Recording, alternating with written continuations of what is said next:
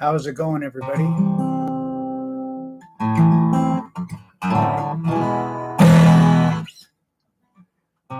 Who I got in here tonight? And where are you? Where are you at?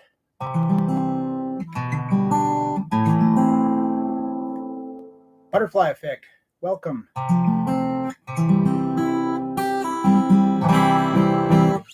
I'm here in Utah, and it has been hotter than the devil's taint here for the last couple of days. Hi, Paul. Welcome. Jersey. Hello, Rick. Welcome. Elizabeth, welcome. Ohio. It's 94 where you're at, Jersey. We had the day before yesterday, it was a new record high temp for that day, but it's either 103 or 104. Pretty hot. Anyway, I'd like to welcome everybody out tonight. I appreciate you coming out and tuning in and listen to me go on for an hour or so. There is a link in the description where you can download the tabs for what we're going to be going over, and I'm assuming that just by the title that we're going to be looking at Imagine by John Lennon. -1 degree Celsius. Damn. I never really thought about that everything I ever see about Australia and like in movies and stuff, it's always the summertime, it's always hot. So I never really thought about that it probably gets cold there too.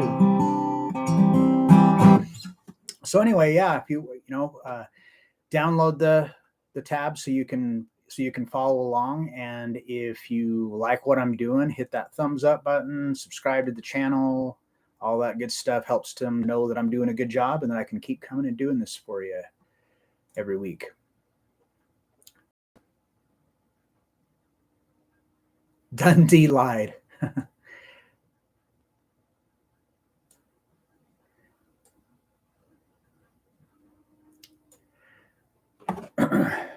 All right, so everybody's had a chance to download those tabs. So this song just has like a couple of parts to it and a lot of repetition. And if you're familiar with the original song, you know that it's on the piano. So this has been transposed to play on guitar and with fingerstyle. So this isn't too terribly tough for a fingerstyle tune. So even if you're new to guitar or you've just never really attempted to do fingerstyle stuff, this isn't too terribly bad of a one to do. Probably the hardest thing in this for if you're a beginner is that it does have some bar chords in it. All right, so you're looking here at page 1. It's got the intro and the verse on here, which is the same thing. So this intro is kind of hello, Crit, welcome. It's just 2 chords, and it's just repeated. This is like I said, it's kind of the main riff of the whole song. So the first chord that we have is a C major 7. So this is a pretty easy one. If you just take your regular C major chord, and then you take off your first finger, so that way the B string is open. So that's C major 7. So we're going to have this chord, and then we're going to go to an F over C. So to transition from this to the F over C is actually pretty simple. So what we're going to do is your third finger will stay where it is, and your middle finger is going to move up a string. So it'll move to the 2nd fret of the G string, and then your pinky is going to go onto the 3rd fret of the D string, and your first finger is going to bar across the 1st fret of the high E and the B string. But if this is a problem for you, the reason I'm saying to do this, if you look at the tabs, we don't even play either one of these notes. But if you already know these basic chords and stuff, and you have hello, Daniel, welcome. if you already know these chords and you have a muscle memory, just where to put your hand. So a lot of times I'll do that in transcriptions. It'll say, like this, it says F over C, even though we're not playing those other notes. We still, if you just put your hand into that shape, it's just easier. So if you are a beginner and F is a struggling chord for you, don't fret that you can actually just leave those strings open. All right, so it starts off with that C major 7, and this is all eighth notes on this first part. It's kind of, so it's just got this, 1 and 2 and 3 and 4 and 1 and 2 and 3 and 4 and 1 and 2, kind of a feel to it. So we do the C major 7, and again, it's just C without your first finger. Now, my thumb is playing the A string, and my first finger is going to be picking the D string, and my second finger is going to be picking the G string. Now, you can do pretty much all of this just with, these fingers, just with your thumb and your first and second finger. So what we're going to do is we're going to pluck the D and the G string at the same time. Whoops. And that's going to be on the downbeat of 1. And then on the end of 1, we're going to hit this bass note on the A string. So in this, we've got 1 and 2 and 3 and. Then on the downbeat of 4, we're going to move our first and second finger from the G and the B string, or excuse me, the D and the G string to the G and the B string. So on the downbeat of 4, we hit those 2 strings and then the bass note. So that's our first measure.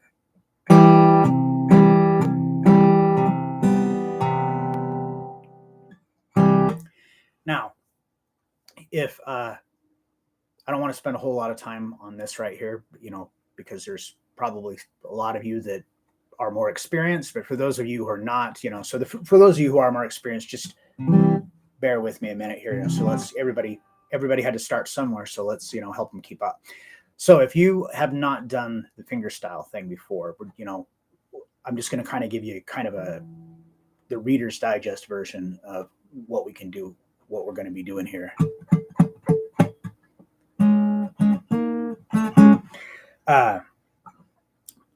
When I pluck with my first and second finger here, I'm not like pulling my hand back like this. You just want it to be that your fingers do the work. So I've got my arm, the crook of my arm just rested right here on the bout, just the same way I would if I was playing with a pick. But now I'm going to pluck these strings like this, like you're, pulling a trigger. So we're going to hit those and then follow that with the downstroke with my thumb. So you don't want this, like big motion. You just want it to all be with your fingers. Like that. So it takes a little practice to get used to and stuff. So if you're having an issue with it, don't fret. You'll be able to do it. Okay. So we've got that first measure. Okay, and then starting on the second measure, we go to that F over C. So now we're doing the same plucking like we did before. We're back to the D and the G string that we're playing with our fingers, and our thumb is still playing the A string. So 1 and 2 and 3 and then on the downbeat of 4, our middle finger is already here on the second fret of the G string. We're going to pluck that and do a hammer onto the 3rd fret with our 3rd finger, and then follow that with the open B string. So that's extremely dissonant sounding, but that's the way the riff was. John Lennon, he did a lot of things like that were very very dissonant kind of sounding. But I think it sounds really great. I mean, this is a great song. All right, so that second measure. Now, when I do that, pluck it, since I just came from playing the D and the G string, I'm going to just move up and then use my first finger to pluck that G string, hammer, and then my second finger to pick the B string. So that's the first two measures, which also happens to be basically that riff. And this is repeated like 1,000,000 times.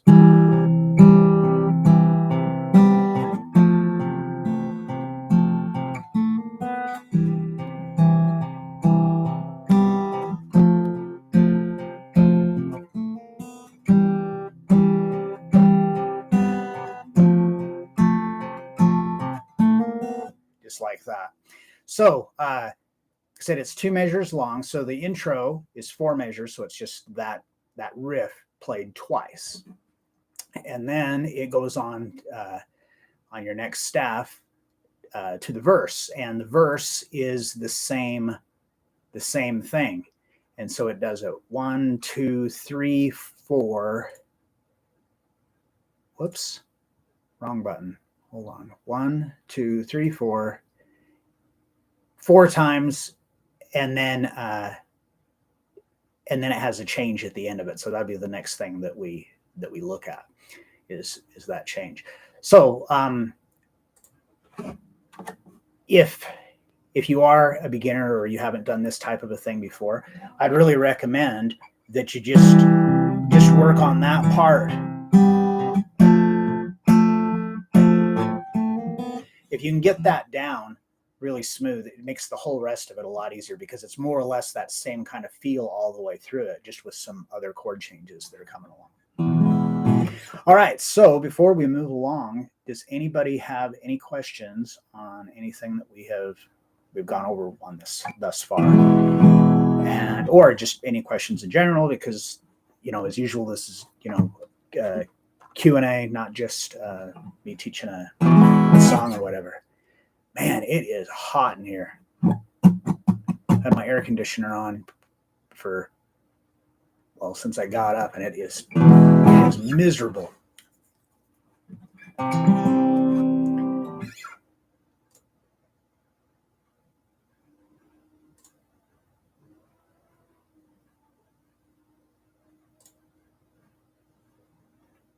Whoops. Gosh dang it. I keep messing up my page. All right. Well, we can move along then. So after you go through that 4 times. Oh, wait a minute.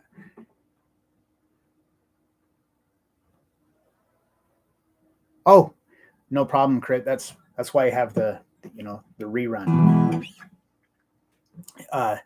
I wouldn't really expect anybody to just sit down and just go through as I'm going along and just have the song down, unless you're a more advanced player, in which case you probably wouldn't be here in the first place.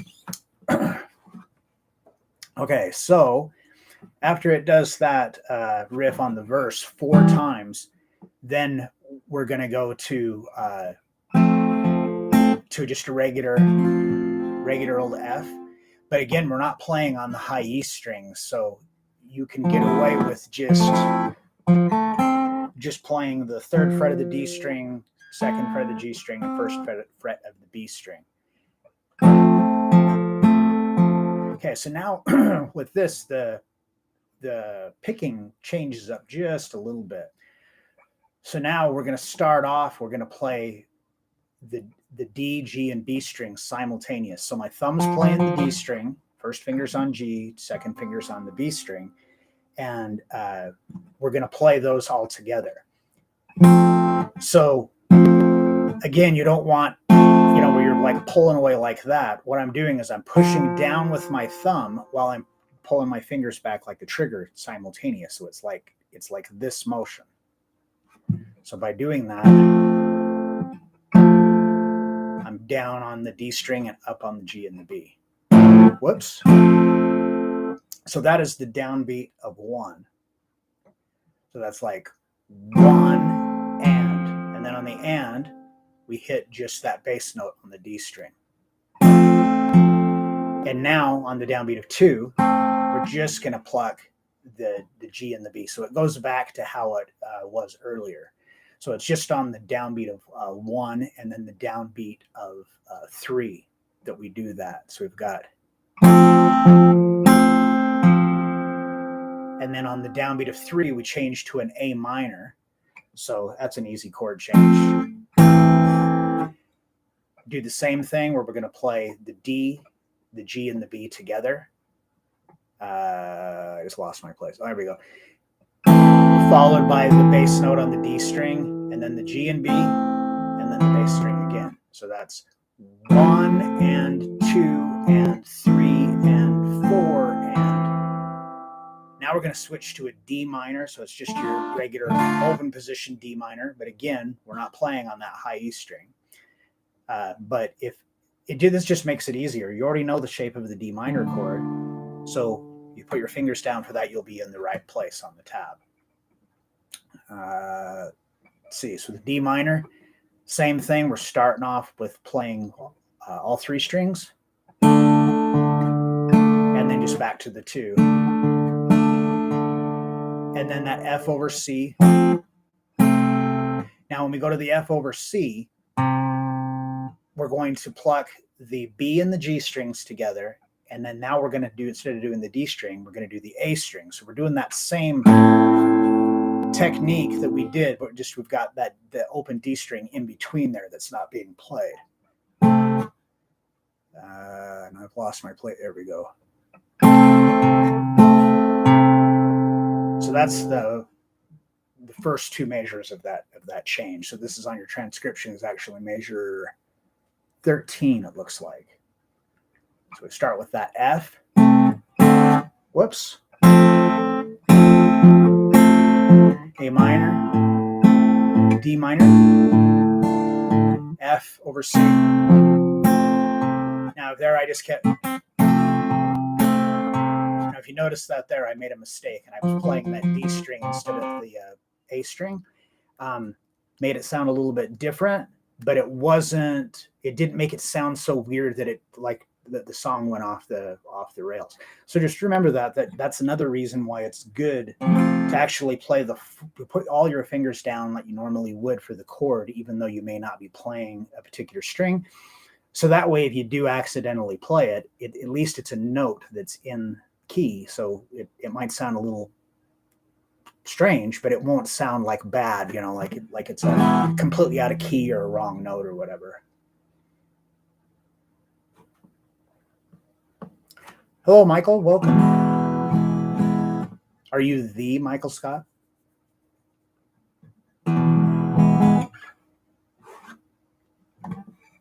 Okay, so try that again. So we go back. We were on F, A minor. Dang it, I just did it again. A minor, D minor, and then the F over C.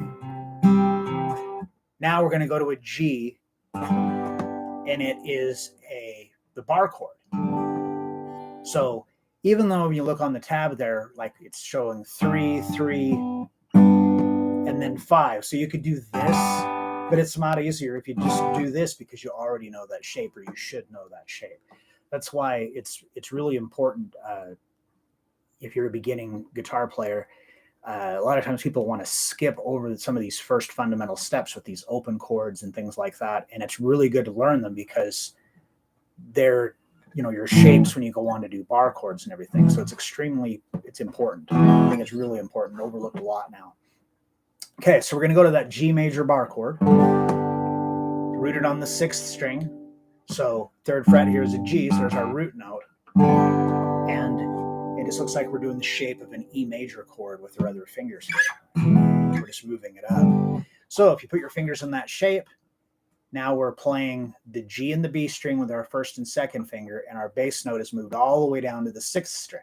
So now we're going to play those 3, the low E, the G, and the B string together. And then we're going to move our bass note on the and to the D string. So you got 1 and 2 and 3 and 4, or wait a minute. Yeah, I forgot about this part here because I forgot to catch the chord up in the top. So in this measure, this is measure 15.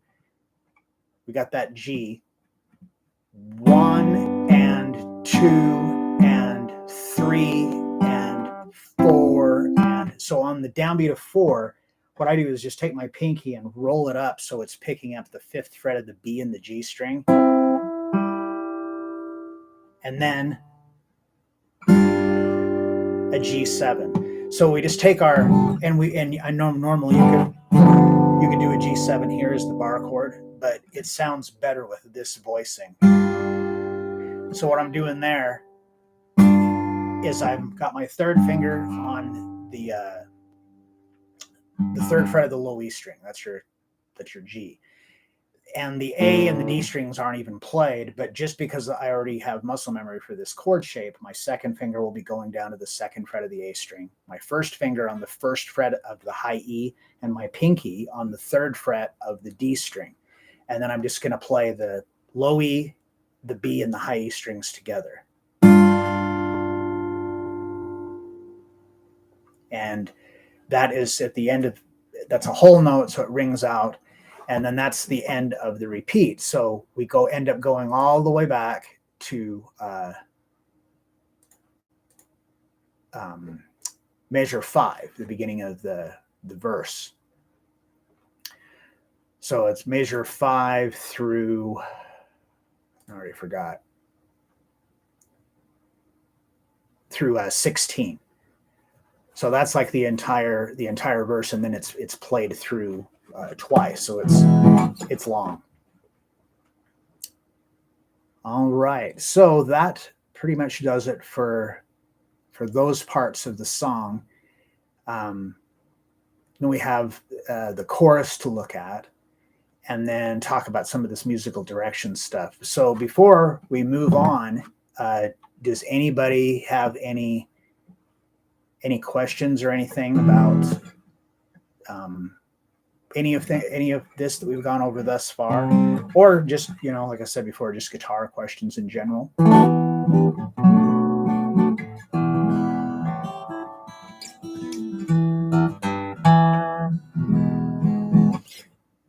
And if you like what I'm doing, show some love and hit that thumbs up button and subscribe to the channel. All that good stuff helps up all that YouTube algorithm stuff, and it shows Guitar Control that I'm doing a good job for them and that you guys are liking what I'm doing, so I can keep coming back and doing it.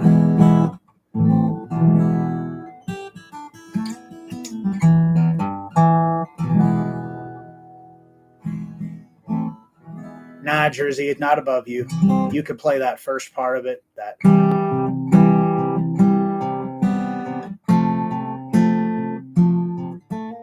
You can play that part of it for sure. I mean, some of the bar chord stuff might be a different story. I still don't exactly know where you is. Let's see here. Okay, so we can go on to the chorus now. So on the chorus, we start off, we've got an F, but it's a bar chord. So it's the same bar chord shape that we did with this G. We're just doing it a whole step down.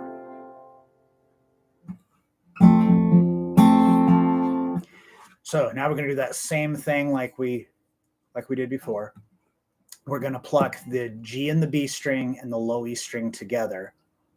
1, and then on the and, our bass note's going to switch to the D string. So 1 and 2 and then on the downbeat of 3, it's G. So it's that bar chord shape. So all we're going to do is just move this shape up a whole step and do the same thing, the same picking that we just did. So you got, and then C major 7. So that's the very first chord again. So again, it's like C major, but without your first finger. So the B string's open. So that's starting on the 2nd measure. And we're going to do that same pluck thing. Thumb on the A string, first finger on the D string, 2nd finger on the G string. We're going to pluck that all together. 1 and. So the bass note's staying here on the A string. 1 and and then to an E major, 3 and 4 and. So the bass note there on this one, the bass note changes from the A string to the low E and then up to the D string. So it does have a little bit more going on here. So let's look at those two measures again. So we come back down to our F major bar chord.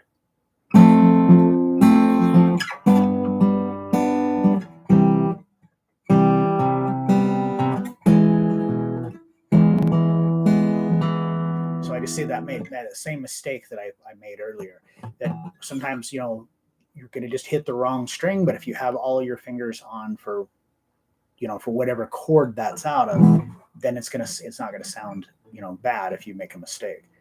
All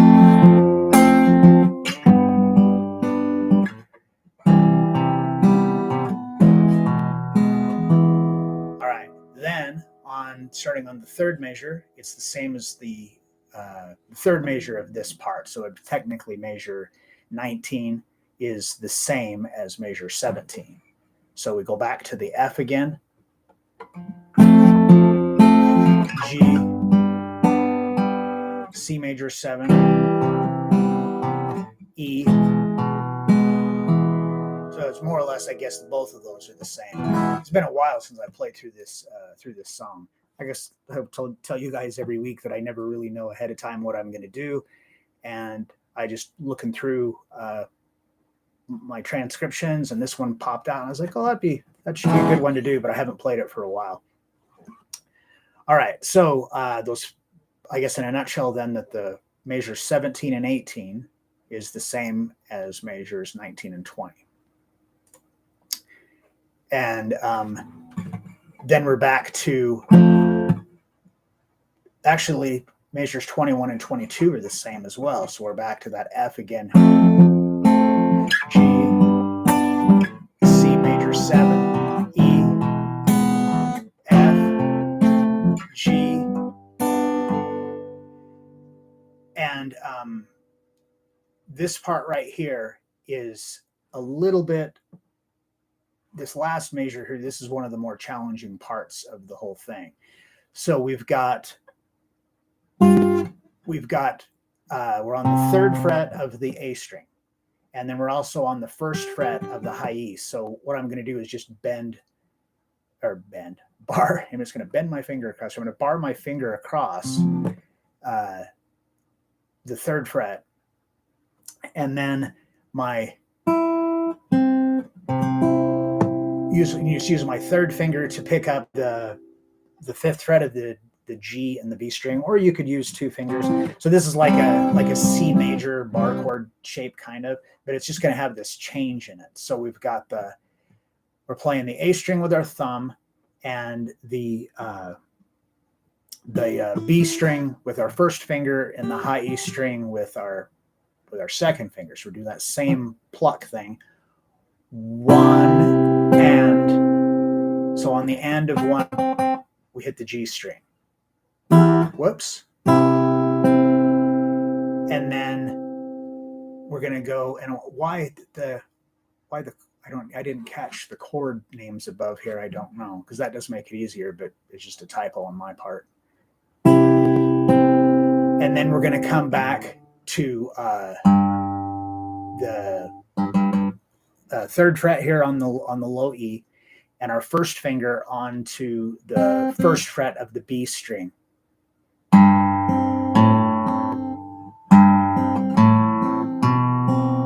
So we're going to play like that C bar chord, 1 and 2 and 3 and 4 and. So the bass note is G, and then the first fret on the B string. So 1 and, then the A string open, that B string, first fret again, second fret on the A string, and the first fret of the B string again. So it's like a little climb up thing. And then we're back to the F, G, and and then C. So it's like the bar chord C, or you can just do like a C like that if that's easier than getting the full-on bar chord version. So anyhow, that's basically all of the parts to this. But like I said, I am going to go over how, some of the stuff with the musical direction and everything. So before we move along to that, does anybody have any questions about what we just went over with this chorus? A lot more involved in that than there was on the verse for sure. So if you have any questions, lay them on me. Or if you just have any just guitar questions in general, lay those on me as well. That's what, we got plenty of time.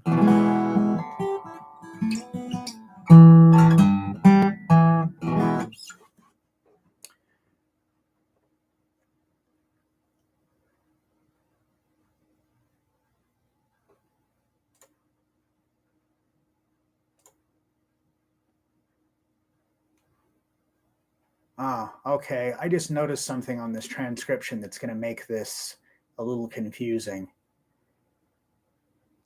Dang it. I wished I'd have noticed that.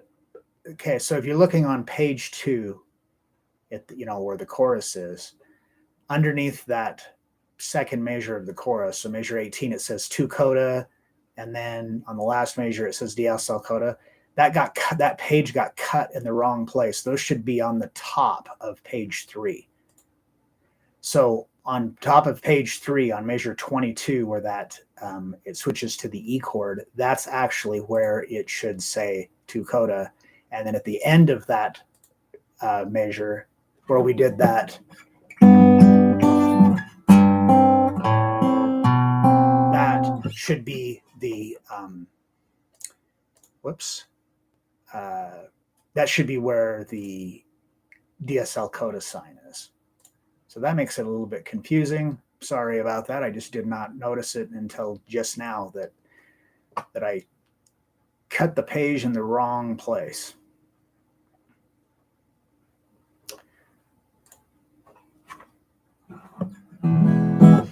All right. So first, just out of curiosity, how many of you guys understand, know what musical direction is and understand how it works and what it's even for or anything? I'm just kind of curious because it seems like that a lot of people don't understand.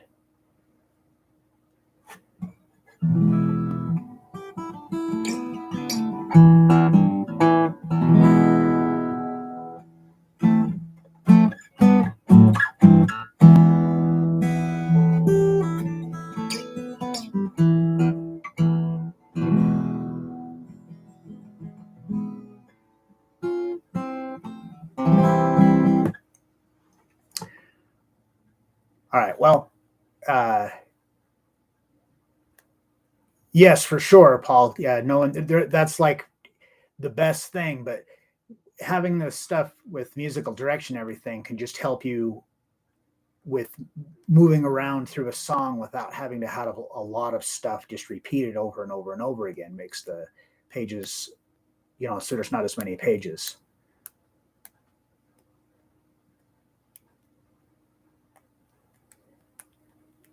Jersey, I remember a lot of notation, but not so much the Latin. It's Italian, but yeah. So just I'm going to just kind of the Reader's Digest of the musical direction and how we're going to be looking at here. Oh, thanks, Paul. So if you look on the very first page, if you look on the second staff where it says section B, first and second verse, right below that, there's it has the chord, the C major 7, but right above that is this kind of a fancy looking like an S with like a slash through it. That is what is called a segno sign. And then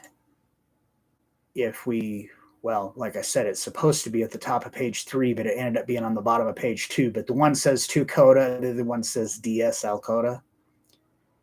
And then on page 3, at the very last staff on measure 25, it has that kind of it's like a circle with a cross in the middle of it.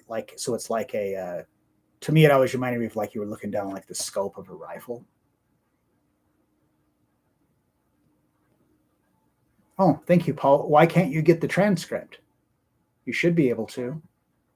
Are you having an issue, or is it just for some reason?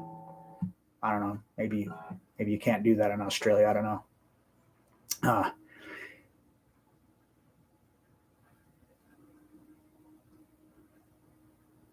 Blackbird.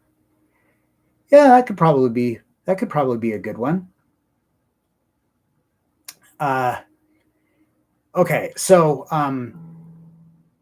what the musical direction is for is it's to let you know that there's parts of the song that will be repeated.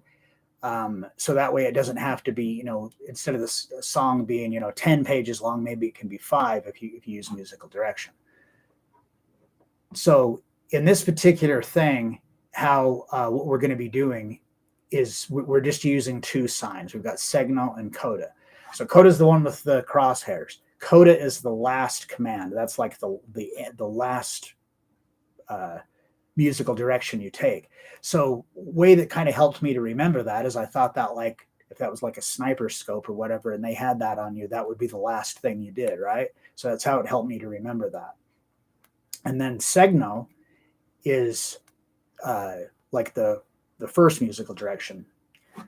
So in this song here, what's going to happen is that you start at the beginning and you play all through that first page.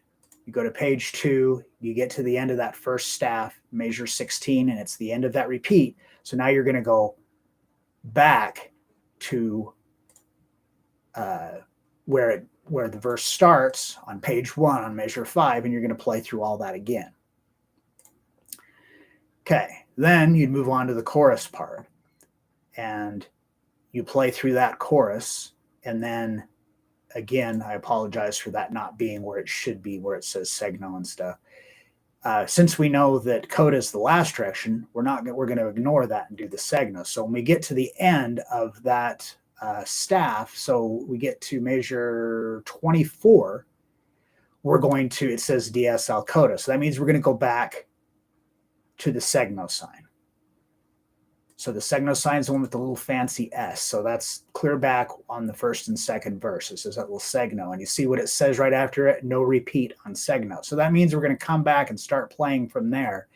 But when we get to measure 16, instead of going back and repeat it, we would just continue to go on. We'd go through the chorus again.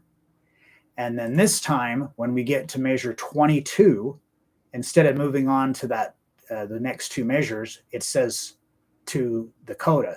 So basically what it is, we're going to skip measures 23 and 22 and go right to measure 25 because that's where the little segno sign is. So this may not have been, hopefully that helps. I mean, this is like an in-depth subject to kind of cover, try to cover in a minute, but and this probably isn't the best one to kind of learn how to do it on, but yeah, if there's interest in it, then that's something that we could cover in one of these live streams, is we could, really kind of go over that. But basically, in a nutshell, if you just remember that segno first and coda last. So if a song only had one musical direction, it could just be the segno. And then you can have double segnos where you go back and do things multiple times. I think we actually talked about one of those in a song earlier, like a month or so ago. I don't remember.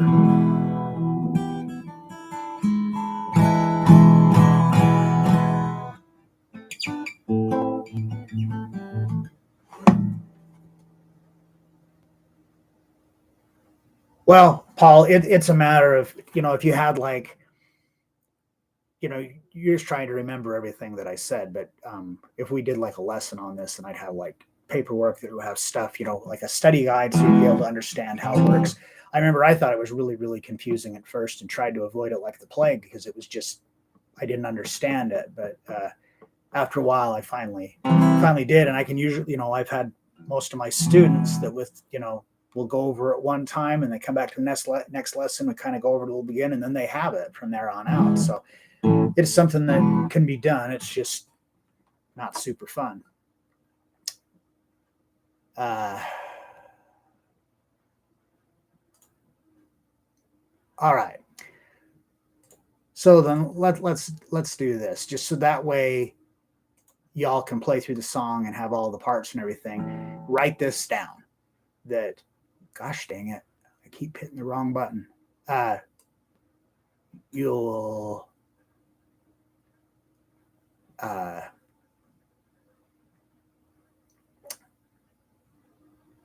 start at measure 1. Start at the intro, play all through that. You'll go on to that verse. You'll play all the way through to page 2 on measure 16 where the repeat is, and then you'll go back to measure 5, and you'll play through all that again. And then this time you won't repeat it. You'll go on to the chorus. You'll play all through there, and when you get to the end of that, measure 24, DSL coda. So now you go all the way back to measure 5 again, the first and second verse. Play through there second time, no repeat this time. And then this time you'll do measure 17 and 18, and then it says to coda. So you'll skip and go right to, or not measures 17 and 18, my bad, measures 21 and 22. You'll skip measures 23, 24, go right to 25, and then that's the end of the song. Why you call it F over C and not C6 suspended? Well, I shouldn't say most, a lot of chords you can give them more than one name, like accomplishing the same thing. But I always try to look for like the simplest thing. So if I'm taking an F chord and I'm putting this C in the bass, F has a C in it, but we're going to put that in the bass. So it's a F chord with a C in the bass. So that's F over C. That's just like, it's generally easier for most people to associate with those, because when you have a slash chord, the first letter is what chord, second letter after the slash is what your bass note is. So when you start giving the chords like fancier names and stuff like that, if you don't have a lot of knowledge of that, then it's harder for the player to kind of figure it out.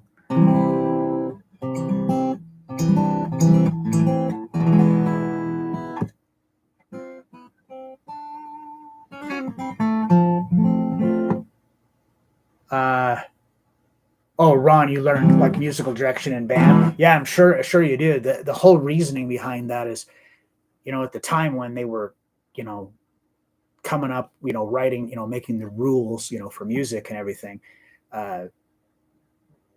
they did that because all the sheet music would all have been handwritten, wouldn't have been, like a printing press or anything.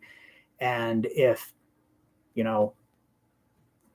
Mozart writes this symphony, and then all these people are with a feather pen are having to write out the transcription for each person in the orchestra, they got to figure out a way to make it so that there's not like a million pages. So that using musical direction is kind of got around with that. Really helpful to this song. And except if you're a beginner, just start with that first part and just my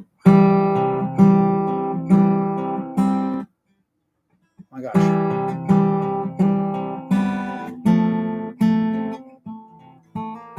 Just start with that and just work yourself up from that and go into the other parts. Except if you're a beginner, probably the hardest part will just be doing the bar chords, because I know that's tough for a beginner. I've played for a long time, but I do remember that it was a struggle. But yeah, other than that, that's basically it. So we still have a little bit of time. Does anybody have any questions? And it doesn't necessarily need to be about this song or anything, just guitar related questions in general. And if you like what we did here today, hit that thumbs up button.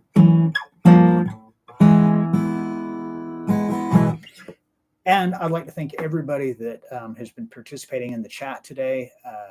This makes it it's really helpful to me when there's lots of interaction. See, like here, I've been on for 45 minutes, and I feel like I've been on for 5 minutes. There's some weeks where I'm on for 5 minutes, and it feels like I've been on for 3 hours. So it's all made it really great for me today, and I really appreciate that. And if you like what I'm doing, hit thumbs up, subscribe to the channel, yada, yada, yada, all that stuff. But it helps me to keep a job.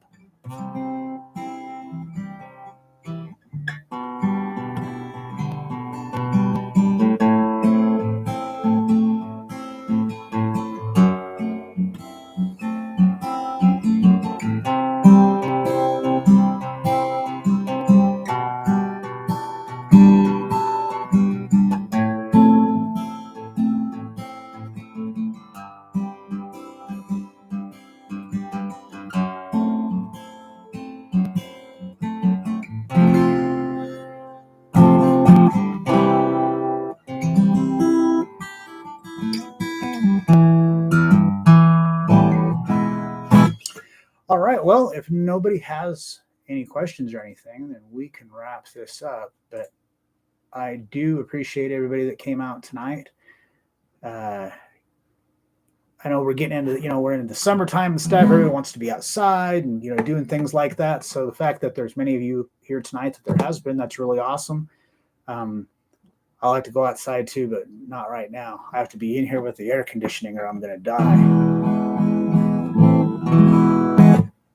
What we going to learn next time? That's a damn good question, and I don't know the answer to it. I'm really, really bad with planning it out. I just kind of end up, just always kind of doing it by the seat of my pants. I probably have less anxiety if I would plan it out, but I haven't gotten that far yet. But if you all have ideas for things like you'd like to see covered, like somebody earlier suggested Blackbird. So if anybody's got other ideas, put them in the comments, because I read through this stuff and I do a lot of what is requested. The regular videos that I do on this channel, just the regular YouTube videos, 80% of it is, well, as of in the last, year or so, has just pretty much been stuff that has been requested. Songs and riffs, different artists and things like that.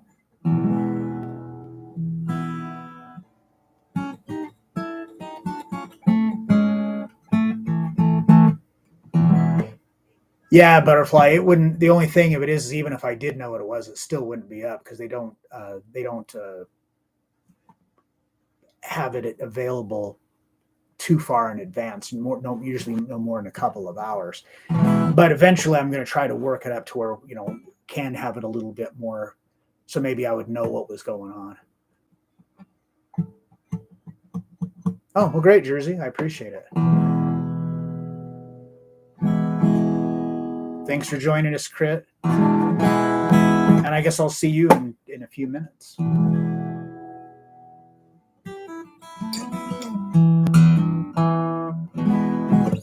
All right. Well, again, I appreciate all of you that came out. It means the world to me.